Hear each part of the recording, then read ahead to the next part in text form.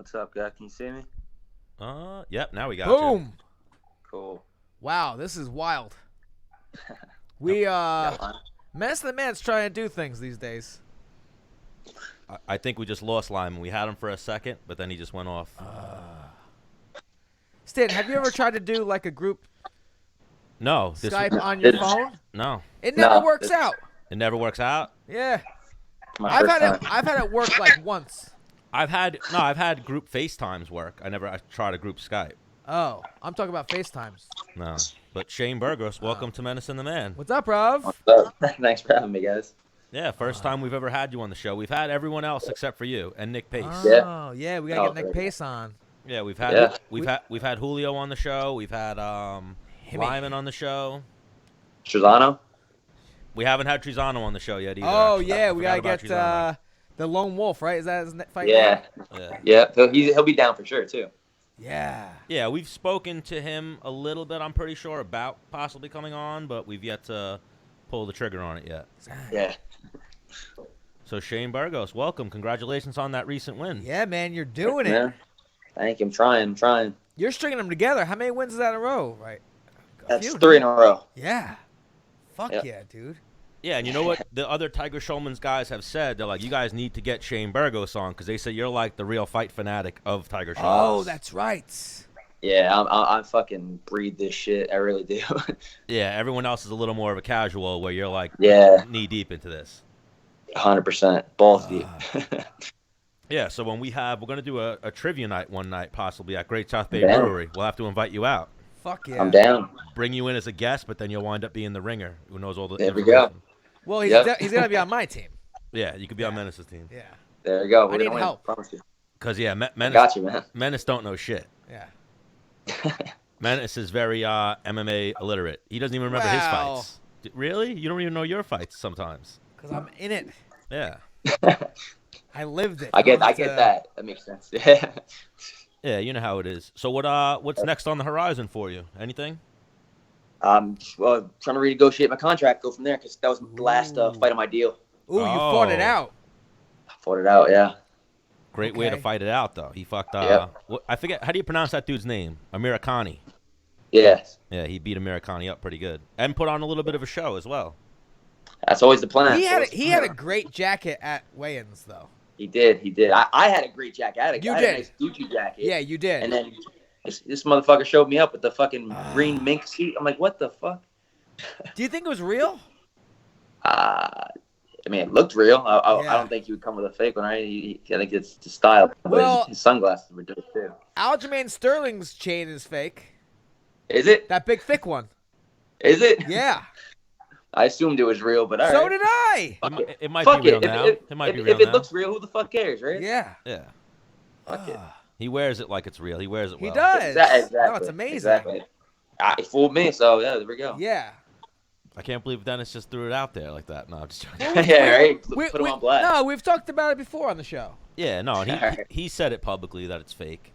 But he said he's eventually going to get the real chain once he blows Well, up. no, it's not Yeah. like a metal that he's like trying to be like, oh, like trying to even like it's legit plastic. Yeah.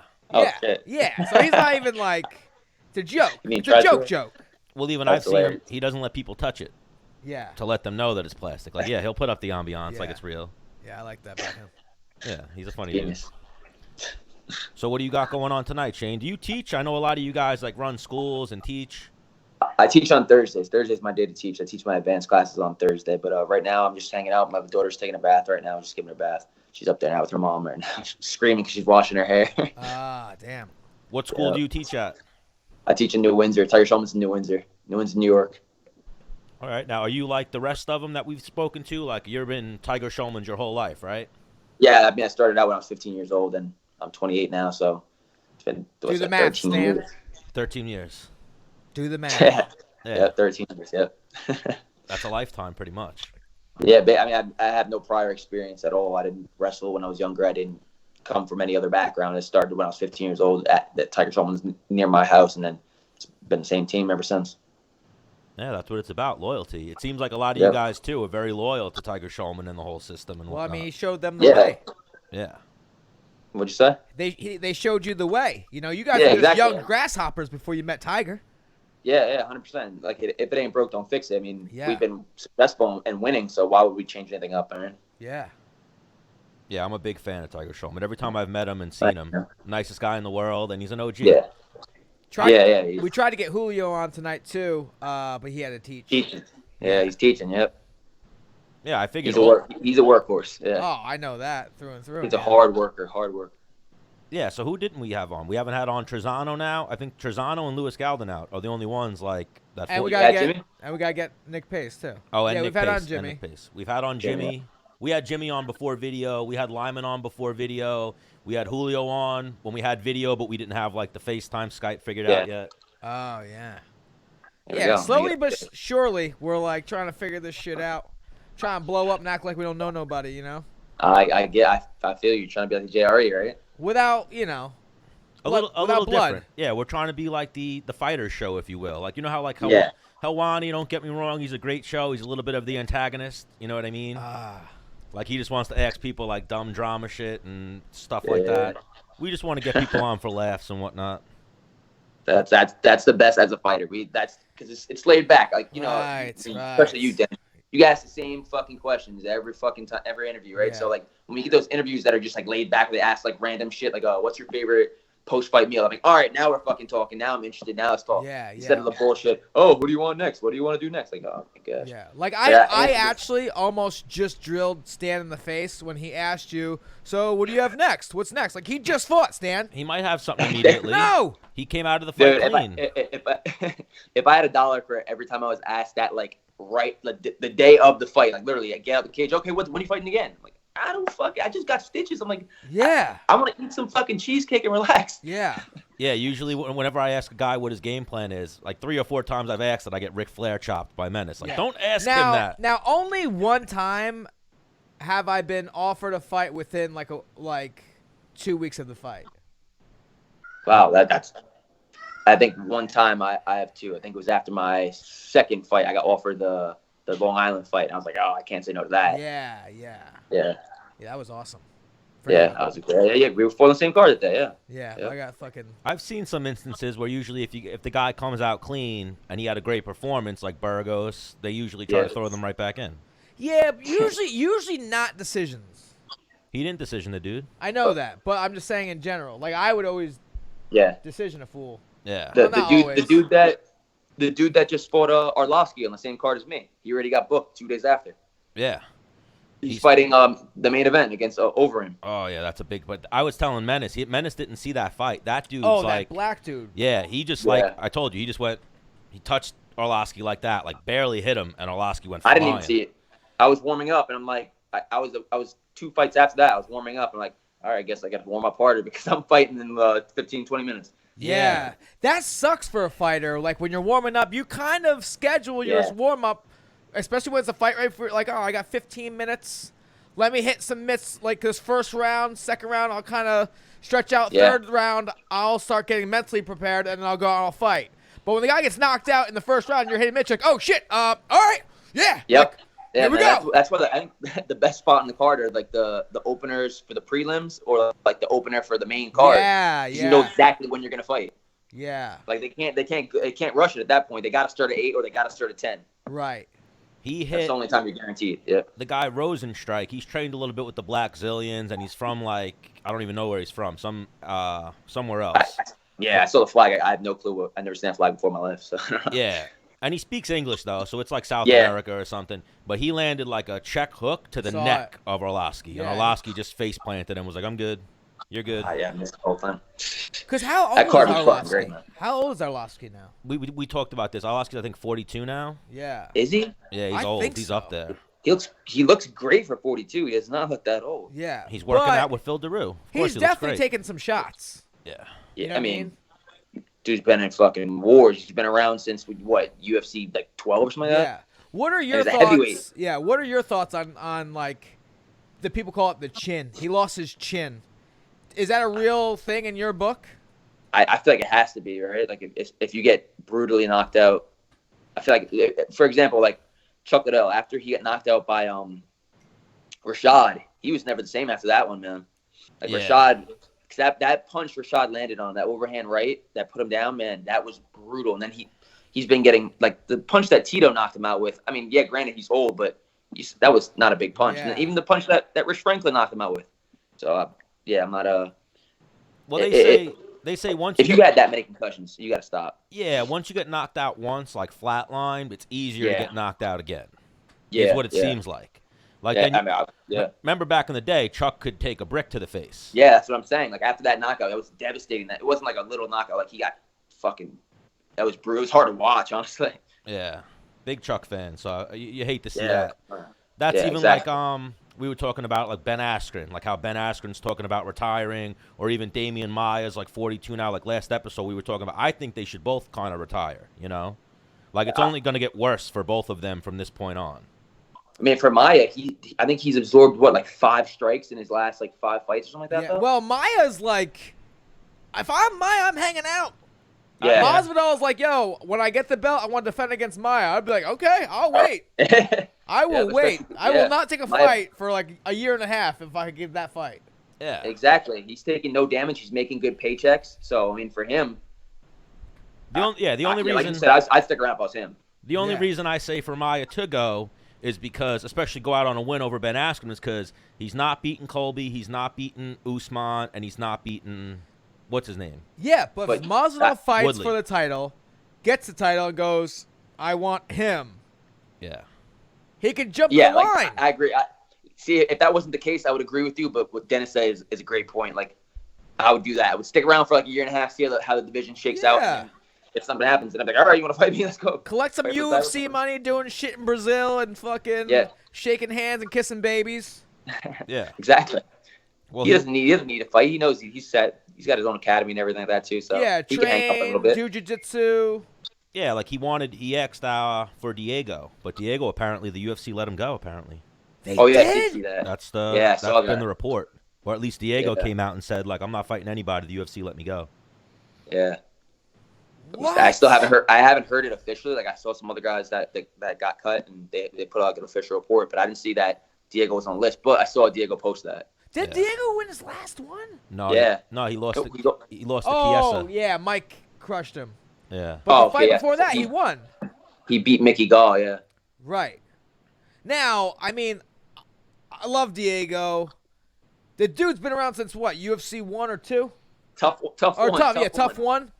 Yeah, tough one champ. You know? Crazy. The only thing is like, when I think about fighters, some fighters after the UFC, like, I feel like some of these guys can't do anything. That's true. That's why you got to set yourself up, and like you're doing now with this podcast. I mean, I'm honestly trying to start my own, but this is what you got to do. You got to you got to build your brand, build your name, and it's for a fighter. Most of us, especially, like, I don't know how to do that. You know what I mean? Like, I'm not a businessman, but you kind of got to be a businessman, so you're set up for life after fighting. Yeah, you got to think about those things now, like while you're in it. Right. That's what I'm trying to get my hands into some other shit too, just while I can before it's too late. Yeah. So now, what would your plan be after fighting? I know you're still young, you're still fresh in the game. Yeah, that's definitely my main focus is fighting. But I'm like we're talking about, I love this fucking sport, so I would love to be a commentator. I would love to do like the Paul Felder thing, like follow in Paul Felder's footsteps. Big fan of Paul Felder, but that would be awesome to if they need somebody else to commentate some fights and send me out. I've done it before for some amateur shows, and I have a good time doing it. I do it when I'm watching the fights with my friends anyway. So I'm like, if I can get paid and go to the fights and sit front row and talk about the fights, you can't beat that for me. I love it. Myself and the man have done a couple. We did a boxing one. We did an MMA one. Oh, yeah, for sure. In 2020, we're going to start putting on some shows, like working with a couple of our friends and start putting on shows. So we want some of the Tiger Schulmann guys on the shows, absolutely. Like promoters? Promoters, yeah. Promoter? Yep. Oh, man, yeah, for sure. And we want Shane Burgos to sit in the middle of us and call some fights with us, absolutely. 100% down. You got my word. Yeah, for sure. And then even like you were saying with the commentary, like Menace got a really good job now with PSEG, which is like are you from Long Island or you're from the city, more or less? No, about an hour away from Manhattan, up north. Yeah, so PSEG is the lighting. Monroe Woodbury. Is electric and like the power company of Long Island, basically, in Long Island. Monroe Woodbury was in Saugerties' section in like athletics in high school. Yeah. Section 9. But what I was going to say is Section 9. Menace got the okay. Like, Menace said to the boss man, Dana White, like, yo, I think I want to do commentary, whatever. And he was like, fly out. We'll give you the test, and we'll take it from there. And Menace never went. What? Yeah. He stopped responding to me. No, he didn't. You don't hit him up enough. He gets. Like, I don't know. I just don't want to bother him. Yeah. I get that. But damn, man, that's the setup right there. Yeah. And I feel like Menace could do it too. Menace could be in that commentary booth. Yeah. Yeah. Get the personality, man. Yeah, definitely on like UFC Tonight or one of those type of shows. I'll be on one drinking a beer at the desk. That'd be fucking awesome, man. Shut up, Michael Bisping, okay? Packing a lip. I'll take another Corona when you get a chance. But yeah, I thought, he looked really good tonight. But yeah, maybe one day. Maybe one day it'll be Shane Burgos and Menace Bermudez on the commentary booth at a fight night or something. Down, bro. For sure, I'm down. And what it is, too, I feel like they pick champions. Like, they have Dominic Cruz, they have Woodley, Usman. But that's why I used Felder as an example, because Felder wasn't a champion, but he did commentary for the CFFC, which is a local promotion, and he did great at that. So they saw him doing that, and they just picked him right up. Well, yeah, that's what I was going to say. There's Felder, there's Anthony Smith. There's a few guys that they've had that were yet to be champions. I won't say never going to be a champion, but yet to be champions. And then, could have been you, Menace. Yeah. They had a bunch of other guys. Like Yves Edwards was one of them. Yep. Now he's at PFL. Okay, yes. Now he was on the UFC Tonight for a while though. Yeah. Yves is really good with the PFL too. Yeah. Like I remember at one point, like Brendan Schaub had some controversy. Like he was like, "This is the best we could do." Like he said some shit. He backtracked after he said it. I saw that on Twitter. Yeah. Yeah, he said something about like Yves Edwards, Rashad, and someone else were like the panel, and he made like a black remark, but he was like, "Oh, this is the best they could do." Like, I understand you got to fill a quota, and then immediately Yves Edwards was like, "You weren't talking about me, were you?" Like, called him out on it, Yeah. But not Yves is really good with the PFL, and then we've gone to some of the PFLs, and him and Menace have a really good relationship. He's like super analytical. Yeah. Yeah. Well, he's been doing it since fucking I was like 8 years old. Yeah. Fighting bare knuckle in gymnasiums. But I'm saying, even like the commentary, he's not mailing it in. He like studies that shit. Yeah. Well, he's a legit fighter himself. That fucking jump head kick over Josh Thompson. Yeah. That's like one of the greatest knockouts ever. Honestly, I agree. Doesn't get enough credit. That was insane. He just fucking jumps and high kicks. Who the fuck was thinking that was coming? Like that was insane. Yeah. Josh, me and my friends used to always say, "Man, he should have just ducked. Should have just ducked." Yeah, he was running away. Yeah. They turned around. Wow. Well, he shot a back fist. Yeah. He shot a back fist. Boom. I was like, I had to watch it like 7 times. I remember that's back in the day when I was probably 15 years old. I was like, what the fuck? Josh definitely was like, I'm about to hit him with this shit, and then was like, whoa, what just happened? What just happened? Waking up. Yeah. Yeah. Crazy. But so when did you become a fight fan? Like I know, like I said, everyone says that you're the encyclopedia of fighting. I started watching it at Ultimate Fighter 2. I just caught it on I caught it right before it started, but I watched UFC when they had those old episodes, and my first fight I ever saw was Matt Hughes versus Carlos Newton, when Matt Hughes put him on the cage and then slammed him and knocked him the fuck out. Yeah. I was like, is this real? Like, what is this? I was like, they're in a cage? What the fuck? What are they doing? What? And then I kept watching the whole episode. I was like, this is insane. What is this? Then later at night, Ultimate Fighter 2 started, and that's when I was like, damn, hooked. Word on the street is Matt Hughes was actually going out because of that triangle and slammed him. Went out. Yeah. Went out. Yeah, I mean, I watched that. I watched that a million times. You see it. He sits up. He's like, wait, I won. He's like, he jumps on top of the cage, starts celebrating. Yep, crazy. Similar to like even with Askren Maia again. Like Maia put the choke on. Askren went out, like got like one tap. Then as soon as he let it go, Askren woke up. Like he just Matt Hughes just went out. Just shut it off. Just shut it off. Yeah. Then he knocked Carlos Newton out. And then when the referee broke it up, he was like thinking I lost. Yeah. And then he was like, no, you won. Get away from him. He's out. Like, oh shit! He jumps up top of the cage. Yep. Yeah, crazy. Everyone wants that kind of knockout. That's like a Rampage, Ricardo Arona type. Yeah. Brutal, man. That was fucking awesome. Yeah, that's one of my favorites ever. Were you a Pride fan?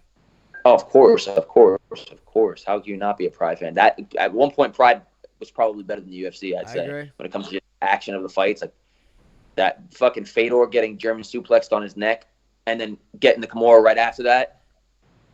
How did he even survive that fucking German suplex? He literally landed on his neck, rolled Randleman over, puts him in a Kimura, and taps him out within a minute. Like after that, Crazy. Yeah. Randleman was a fucking killer back then.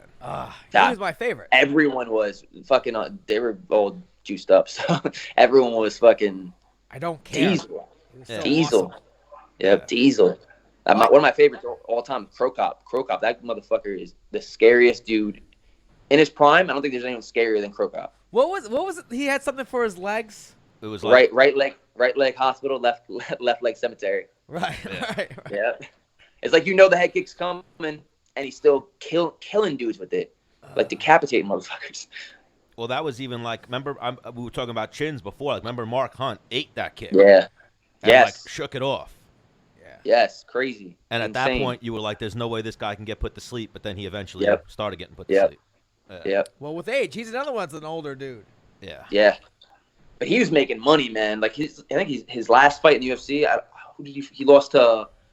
Big Pretty. I remember his nickname. I don't remember his regular name. Something big Pretty something. But he made like $800,000 off that fight. Yeah. And I would be fighting too. Yeah, he's been making $800,000 for a fight for a minute, yes. I feel. No, the whole time. And that was the thing. Like the UFC, when they bought the Pride and they got all the contracts, they were like, "Listen, we'll just pay you. We buy you out of your contract. We don't even want you to fight." And he was like, "Nah, I'm fighting. You guys are paying me what my worth is, and I'm fighting." So he always had a big contract. Gotta love that. Yeah, because when Pride picked him up, he was a K1 champion. Yeah, yeah. And big in Japan. So they were like, "All right, here's, a huge fucking contract."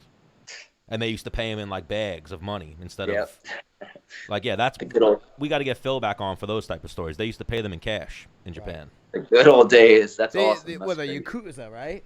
Yeah. Yeah. Yeah, the Japanese mafia. Damn. I don't mess with that. Yeah, no, you don't want to mess with that. We don't even want to talk about that. The one thing I liked about Pride was the 10-minute first round. I love that about Pride. 5-minute second round. Yeah, that's why there. Honestly, I think the majority of the fights were finished because that 10-minute first round. Yeah. 10 minutes is a fucking long time. Fuck yeah. 10 minutes. That's even like we were saying with the bad motherfucker belt. That's what they should have did. It should have been a 15-minute fucking long fight. No breaks. That would have been that. Fuck it. If it's for that, it's for a made-up belt. Let's make up a new fucking game. That would have been awesome, honestly. Right. Yeah. So what's your stance on the BMF belt? You think they should keep it around or they should get rid of that shit? Keep it. Yeah, you definitely can't keep. I don't know if you can keep it around. Like, cause who's Masvidal going to fight next? He's probably going to fight for the title next, right? Well, Nick's coming out of the woodworks and being like, "Yeah, no, that's actually my belt." All right. If he fights Nate or Nick next, then yeah, keep it around. But he can't fight Usman for the double belt. That'd just be weird. I don't know. I don't know if they're going to keep it going, honestly. Well, all Jorge ever says is he says he wants the belts, but then he like contradicts that by saying I want the most money.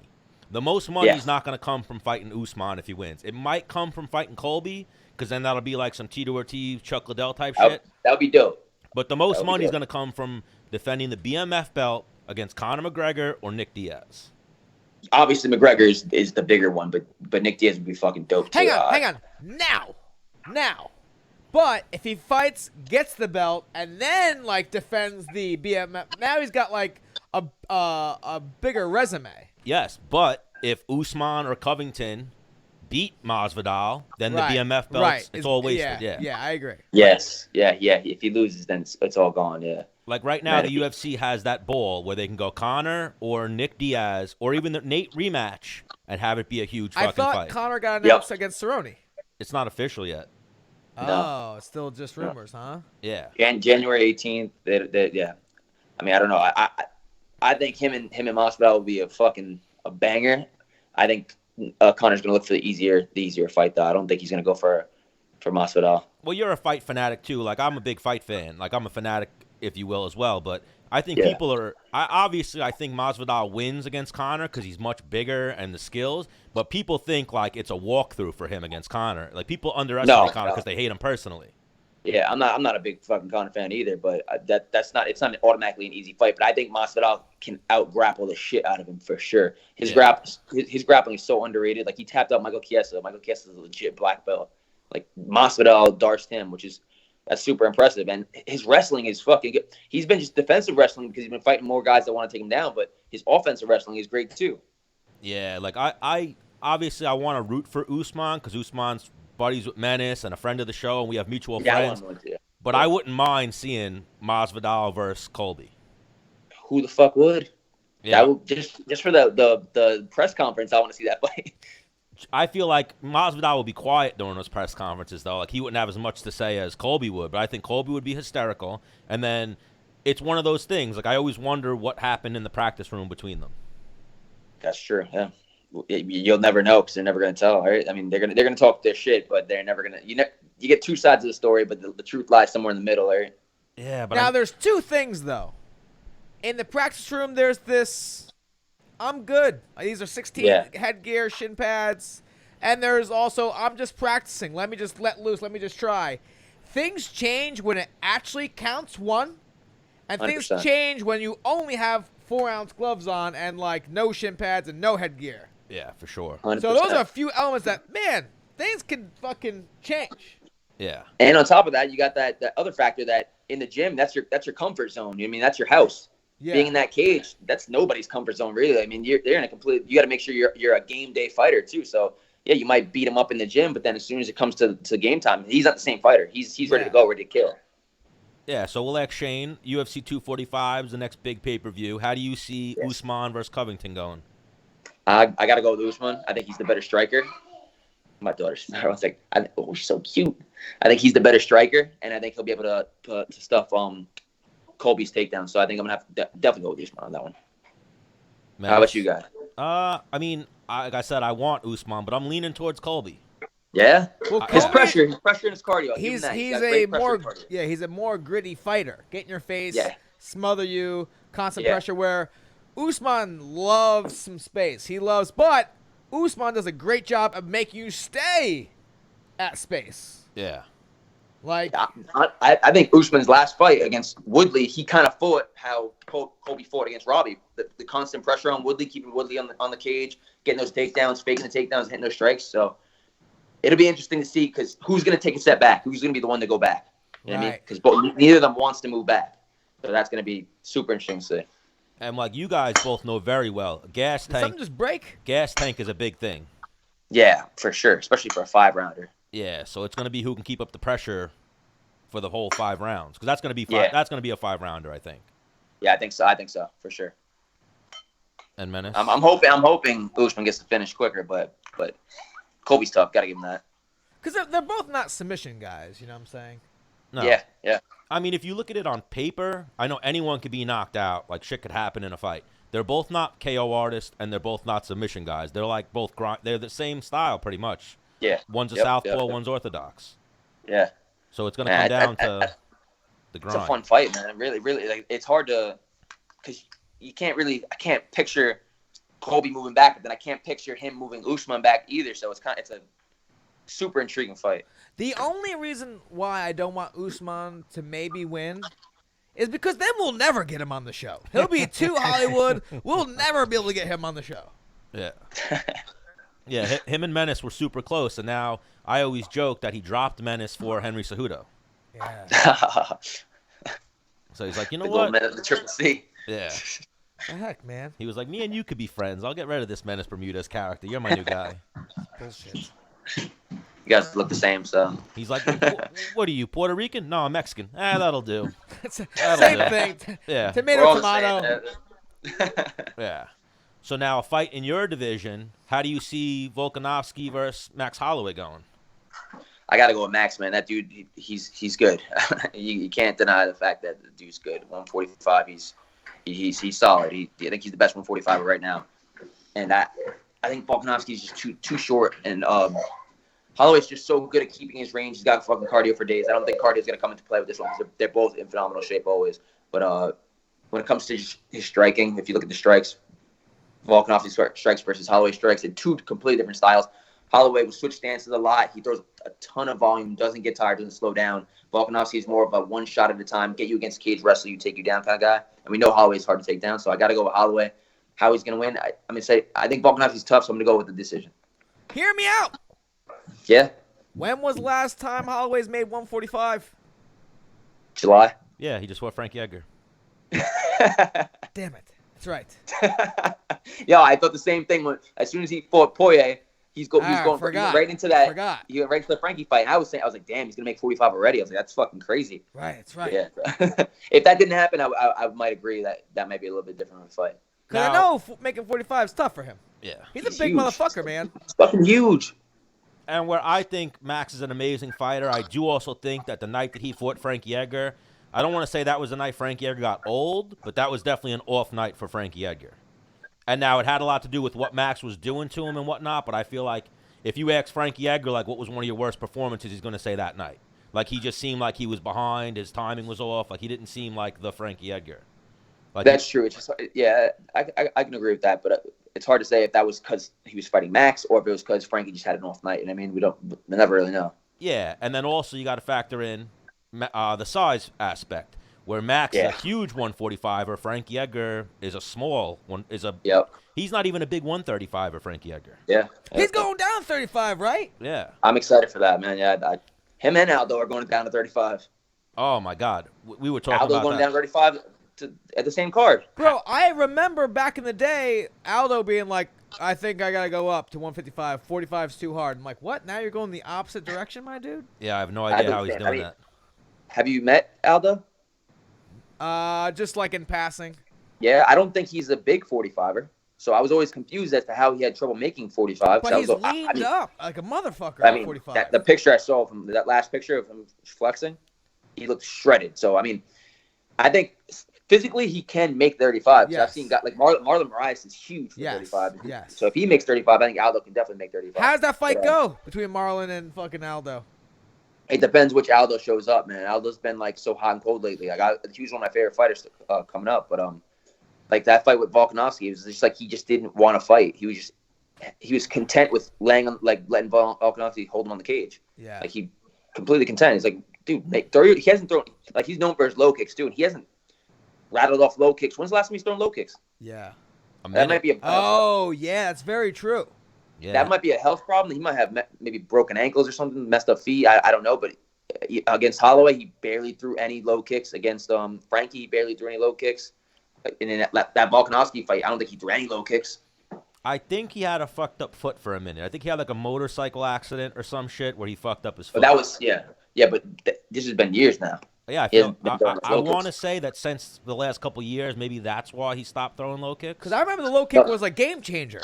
Yeah. Faber, remember the Faber fight? Yeah. Right. Yeah. He ate Frank. Yeah. He ate Kenny Florian. Yeah. Yes. Frankie Edgar. You know what I mean? Like. Yep. The first Frankie fight. Yeah.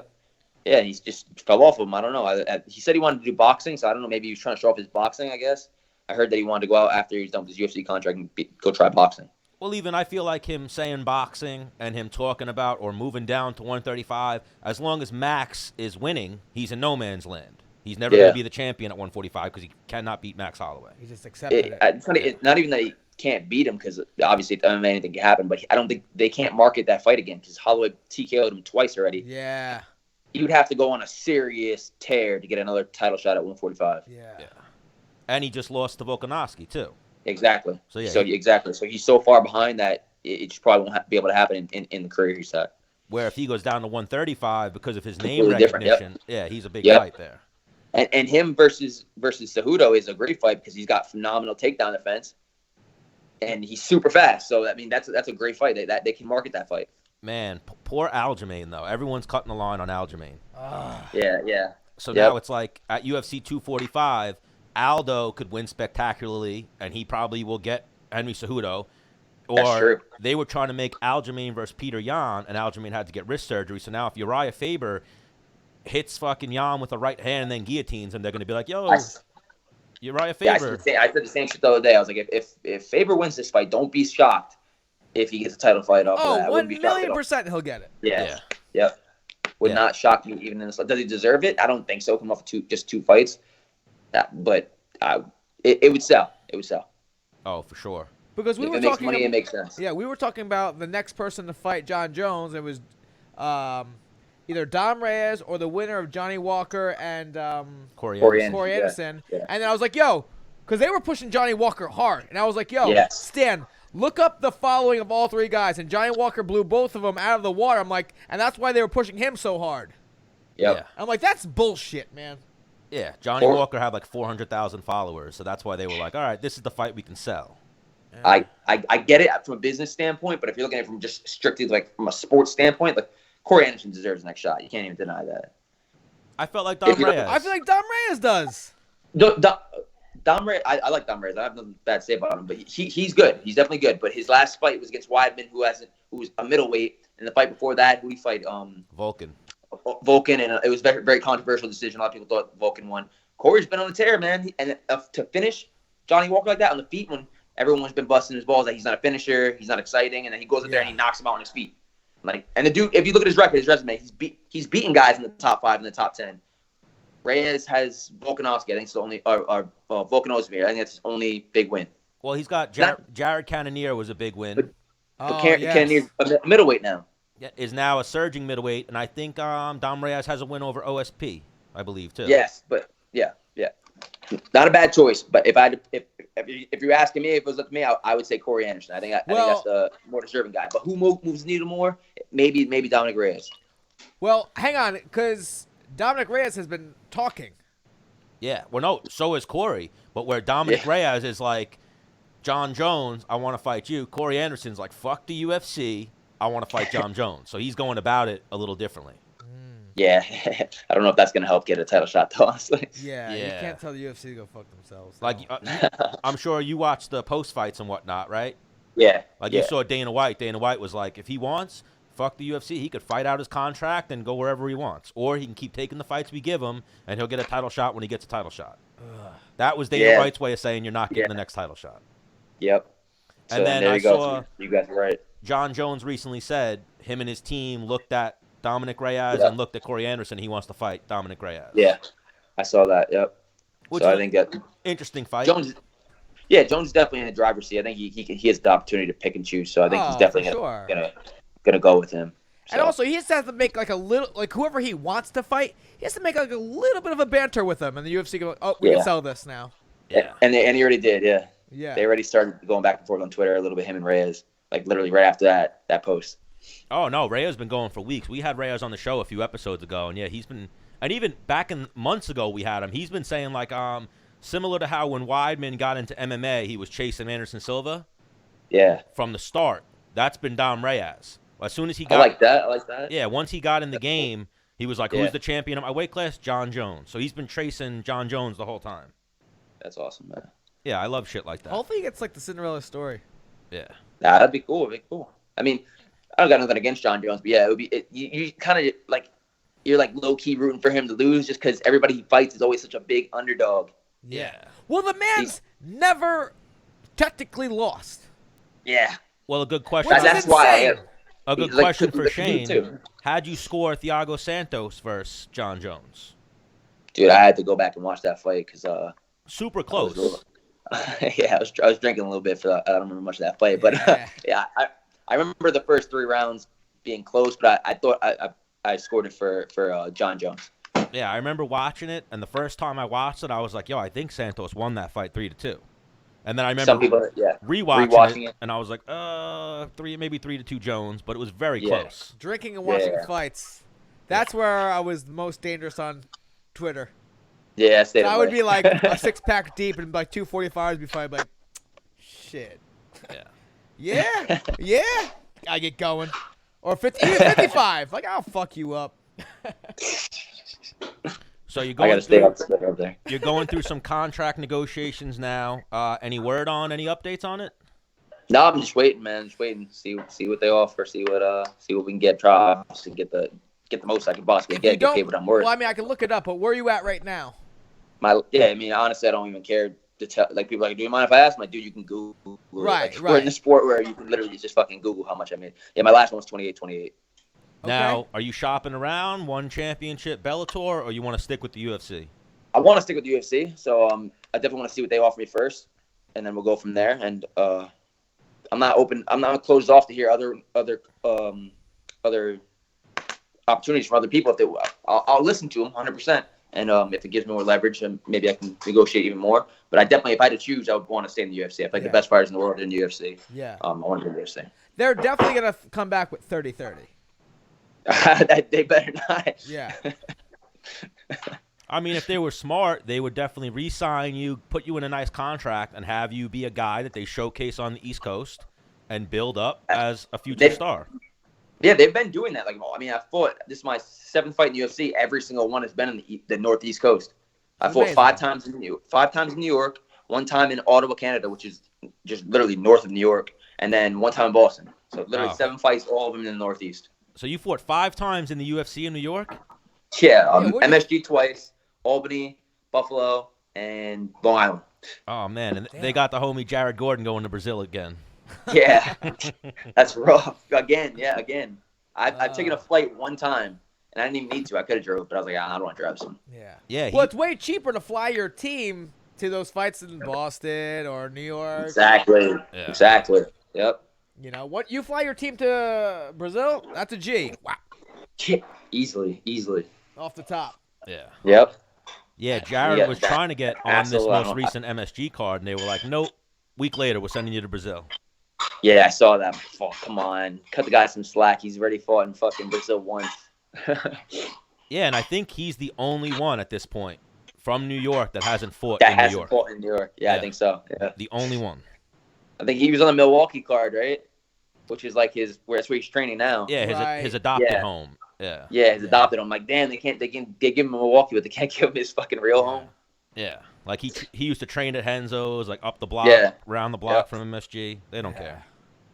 And his mom lives over in New York, right? Queens. Yeah, he grew up in Astoria. Yeah, Astoria. Sure. Yeah. So what else is going on with you, Shane? What are we catching you in the middle of? Dinner? Dinner. I had some chicken parm, so that was good. But I just booked a vacation. Finally, me and my wife and my daughter are gonna go to Disney World on Monday. Oh, nice. Okay. So you should have said that after you won. I'm going to Disney World. Yeah. Well, we didn't book it until just now, and I didn't want to say it and look stupid if I ended up choosing somewhere else. Right. Well, what's a funny thing to say? Yeah. Like, what are you gonna do next? Go to Disney World. Yep. I was honestly thinking about saying it, but I was like, let me see if I can find but if you don't, your daughter will be up your shit. Like, Dad. Oh, she's on YouTube. Yeah, exactly. She sees the Mickey Mouse pancakes at the hotel. She's like, Daddy, I want to go to Mickey Pancakes. I'm like, how old is your daughter? She's 2.5, a little over 2.5. She'll be 3 in February. Okay, awesome, man. Yep. And then you're married, or you did it backwards like most of us? No, I did it completely the right way. I met my girlfriend. 2 years we got engaged. Then a year later we got married. Then a year later we got pregnant. Then another year later we had a kid. Wow. Yeah, no, crazy, right? Yeah, Shane Burgos is a rare breed for today's day and age. Especially, I know a lot of fighters, they do it in reverse. It's like, nah. Oh, of course, yeah. I mean, a lot of people do it in reverse nowadays, but it is what it is, whatever. Yeah, understandable, though. Life works out how it works out, you know? And run me through the haircut right now. We growing out the mullet? What are we doing right now? Yeah, man, I got the little flare? Yeah, I got the back going and everything. I haven't cut the top since last MSG. I had a little man bun last year. I shaved my head before the fight last at Madison Square Garden. And I was like, let's try to grow it out, but I can't. Like the sides, I hate when the sides are growing out. Yeah. You look like a bum for like a solid 8 months. So I was like, I can't do this. So I just shaved the sides. Yeah, the move is to wear a hat all the time. It does that little cool flip. Yeah. That's why I kind of got the hat on now, man, because I'm not trying to brush my hair and do this shit while I'm at home. Yeah, you see where I'm going. I'm going to little Shane Burgos. Yeah, I got the Shane Burgos going. Yep. Business in the front, party in the back. Exactly. Everyone calls it a mullet. It's technically not a mullet because the front is really long too. It just looks like the back is way longer. Yeah.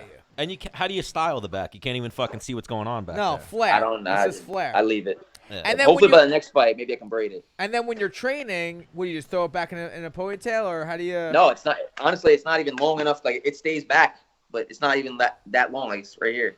Oh, damn. Yeah, so it hasn't gotten on my face from training. Not yet. Because I remember when I had long hair, man, I'd be hitting mitts, and my coach would be like, yo, fucking, like, because, when you're doing this, your hair's fucking, like. Yep. Shooting you ever hold mitts for someone, and their sweat hits you, and you're like, ah. Gets in your mouth. But do you miss the long hair? No.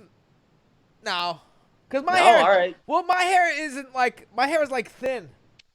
Oh, mine is thin too. Yeah. Oh, yeah. It doesn't. Yeah, I wish it was thicker, but yeah, every time I had long hair twice, and both times I cut it, I instantly was like, "Fuck, why'd I fucking cut it?" Well, for me, I started growing I had my firstborn. I was like, you know what? I'm not getting chicks anymore. I'll just grow my hair out. And it looked kind of cool there towards the end. Yeah, that was pretty dope. It was the braids going on too, right? I cornrowed it when I fought Steven Siler.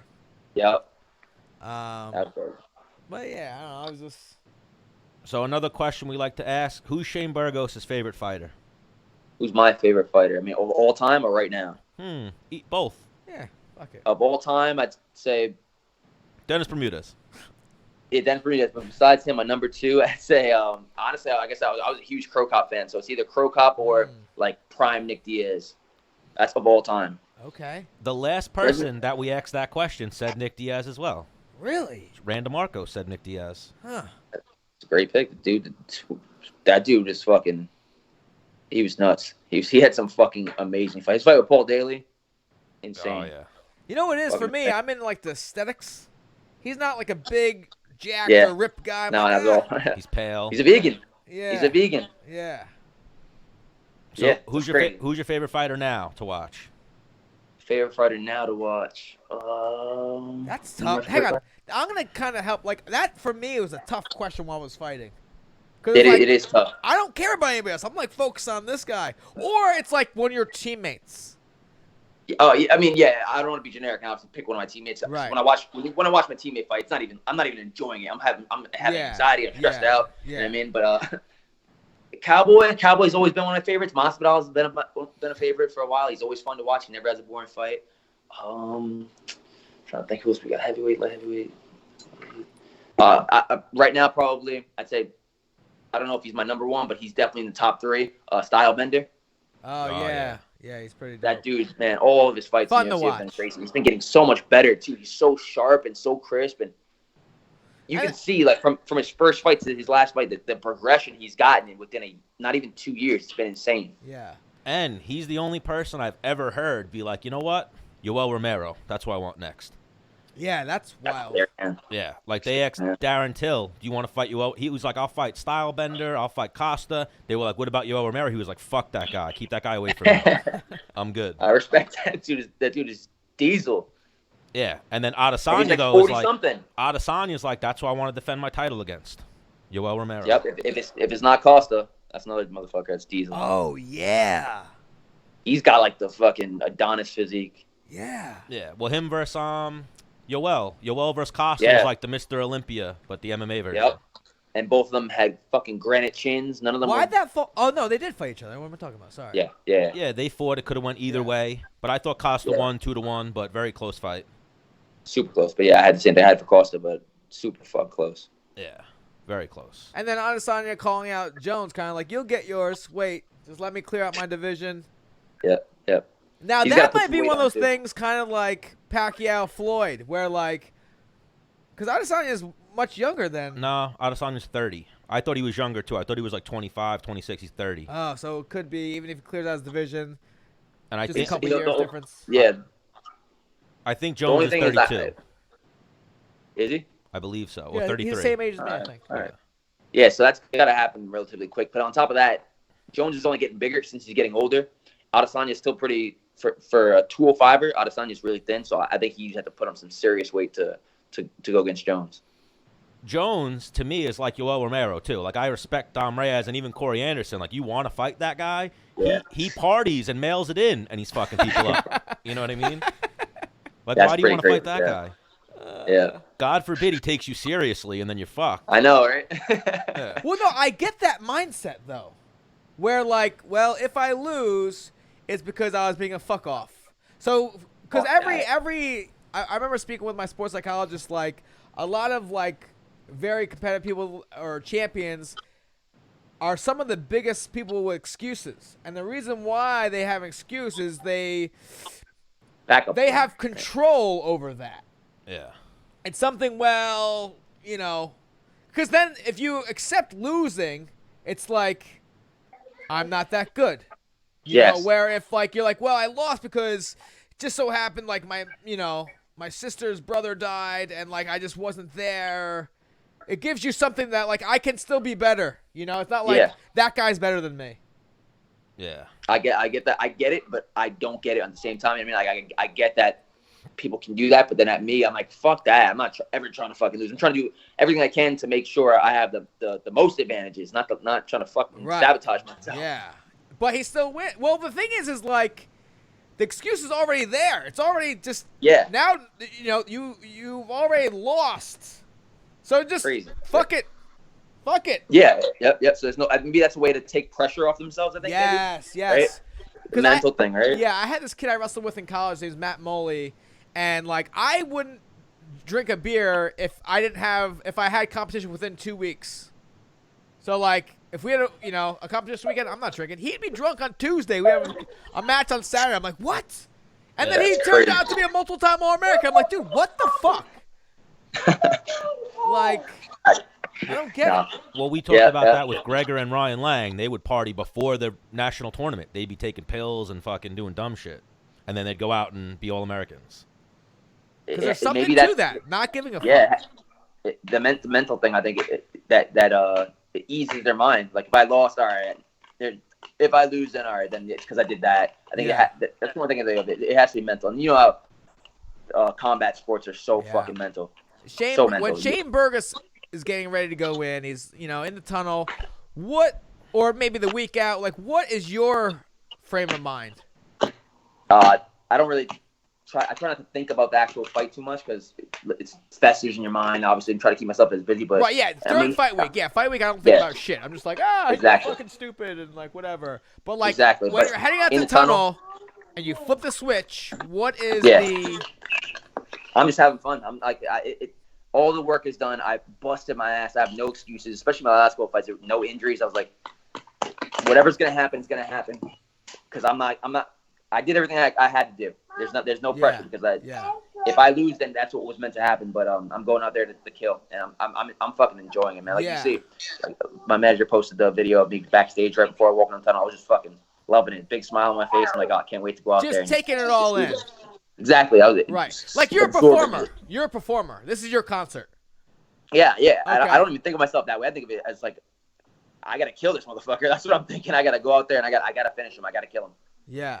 Well, even for the UFC, that's why I would be. If I was the UFC, I'd be in the Shane Burgos business, especially after the last fight. He's an entertainer when he's out there. Yeah. As serious as you are, you were like, I'm obviously it was a home fight, so you were able to like play with the crowd and whatnot. But because I know when we had on Jeremy Stevens, he's like, yo, man, like this is for my kids. Yes. Like 100%. Like this is that's not. Exactly Yep. That that could be like that could add pressure to yourself. He said, 100%. He said one of the greatest lines, Jeremy Stevens. He was like, Dad's got to go bust a head. This is what we do. That's what he tells his kids before he leaves. Yep, I said it right before I walked out. I said, this is for my daughter. And I just walked right out. I was like, all right. My coach was like, for Avery. I'm like, all right, let's do this. Day of, dude. I get like religious. Yeah. Seriously. Oh, yeah. Well, no, because the thing is I say like, like what's going to happen tonight is already predetermined. And that takes off a lot of pressure. Oh, that 100%.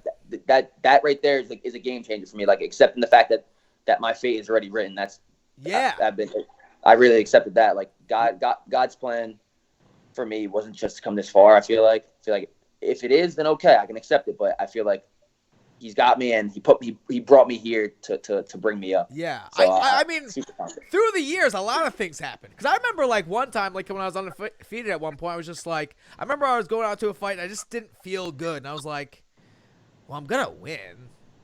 Like, I didn't feel like really fighting. I'm like, that's what I do. I'm just going to win. That's just, yeah. I remember going there and just winning. Like, I mean, it wasn't like my best performance, but I just won because that's all I knew how to do. And just, And then I remember being, like, religious, like, you know what? Whatever happens tonight, it's going to happen. And I would just go out there and just kind of, like, almost 100%. Like you're walking, like, your last walk, like, to the death chair. Yeah. Like, fuck it. Like, and I, like, would, accept death on the way out there. Like, fuck it. I'm going to put my fucking chin down, go for the kill. And then I've tried to do, like, oh, this is fun. I like this. This is, like I am performing, Well, that was Adesanya.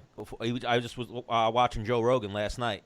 Adesanya was on Joe Rogan. He said before the 5th round of him versus Kelvin, and you see him mouth it if you go back and rewatch the fight. He's singing. No, he said, I'm ready to die. He, like, as he was getting ready to go out for the 5th round, he was like, I'm ready to die right now. And then he said, he was like, I accepted that. Like, I was going out to kill him or... die. Yeah, man, that's how you got to look at it. It's a fucking brutal sport, but yeah, it's kill or be killed. That's why I think of every round as an individual fight. I got 5 minutes to go out there and kill this guy. If I don't do it, I get a little break, then I get another 5 minutes. If I don't do it that time, then I get a little break and I get another 5 minutes. And if I don't get that finish, I'm not happy. But I have 3 separate fights to go out there and try to kill the guy. I like that game I plan. never focused on like hurting the guy, like putting him in the hospital. I just always focused on winning and beating him in every position. Because I do know motherfuckers that like, I want this to like get stuck in your face, and when I pull it out, blood and like your spine goes flying.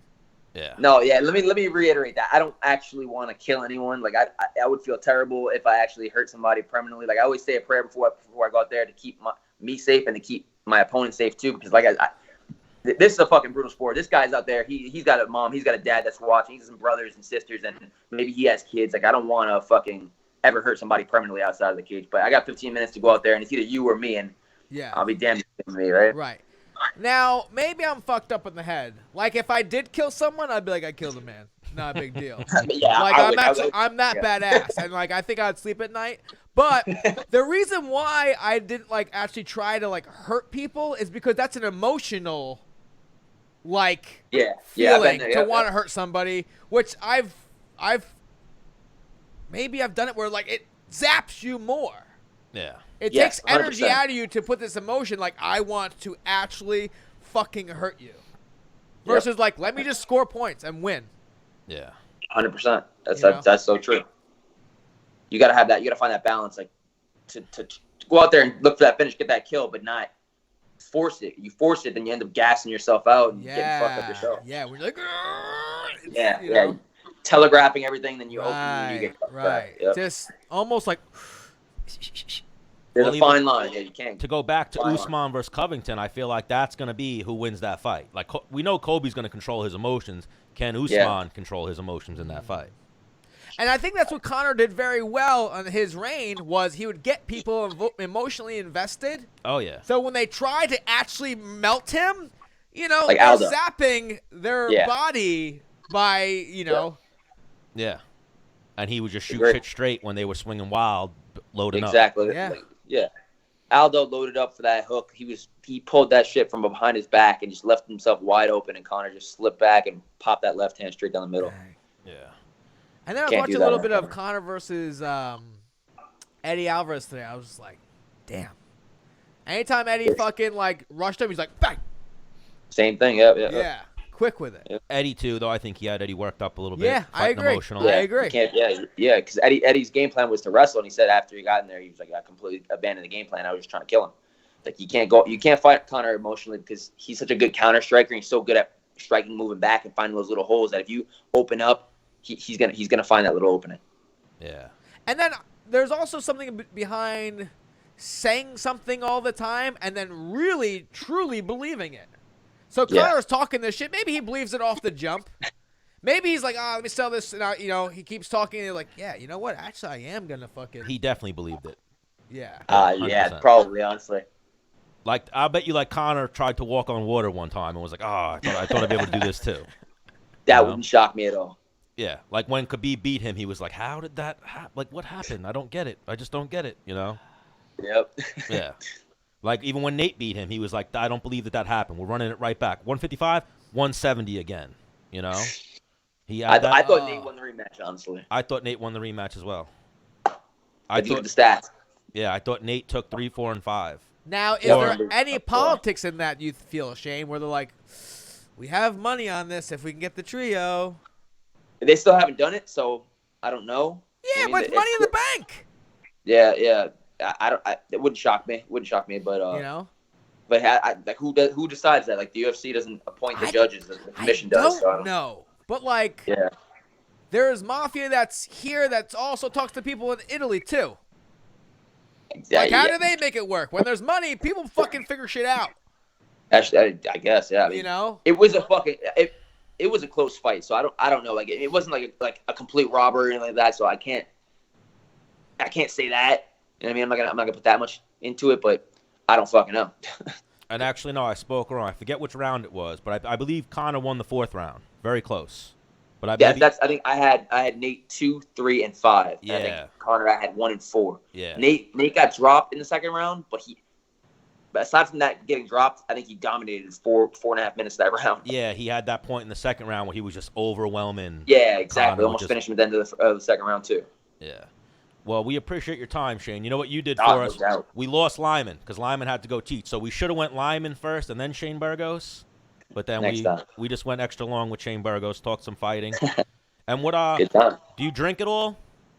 No, not really. I mean, I'll drink like for the next maybe like every other weekend with my friends. Not very low key, but not a crazy drinker. Oh, all right. I am. We were putting together December 13th is going to be Dennis Bermudez Day. Yep. Oh yeah. Yeah, we were arranging. It's a real thing. It's a real thing in the town of Babylon. There's a day. There's a Dennis Bermudez day. And we're going to try and set up like a bar crawl where people can buy bracelets, and we're going to take all the money, and we decided on the veterans charity. Did we? I talked to Rich Schaefer yesterday. And he said veterans charity? Because they need a new roof. Oh. Where's that? Where's this happening? In the town of Babylon. Right by the train station, so you'd be able to hop on the train and take it right out if you wanted to come. I thought Long Island? Toys for Tots. Yep. Is what I thought. Okay. Yeah, like you just post the details. Let me know. Well, yeah, we're gonna put together flyers and such, and all the logistics, and it will be awesome. Out and about. And if we can ever get you out to Long Island, we'd like to sit you right in between us and do an episode of Menace and the Man with you. Like this. We could do that. We could watch the fight. We could do a fight podcast. Bango! Ooh, we're into that. You know what we need to do? We're long overdue, and we talked about it before Menace got the job, where we could have done it on a random day. Now we'd have to do it on a weekend. We need to come to Tiger Schulmann's and do like a group episode with you guys. That's cool. We could do that for sure. Yeah. 100%. Let us know. And get the captain on there. We want to talk to Tiger as well. He'll be down. Both of them. Are they both Tiger? No, one's Tiger, the other one's just Ron, but we call him Shihan. Shihan? Shihan, yep. All right, so Shane Burgos, you're the man. Thank you for the time, and thank you guys. Good luck in the negotiations, and we hope they give you a nice deal. What are you trying to get? I'm trying to get millions. We'll see what I'm getting. 40-40? What does he say? 50-50? What does he say, Dr. Evil? $1 million. $1 million. There we go. We'll see. All right, bro. I'll keep you guys posted. Good luck. Have a good one, guys. Thank you. Take it easy, brother. Woo. We hit a lot of things there. Yeah. Well, I figured that's where we were going to go with him because he's a big fight fan, so.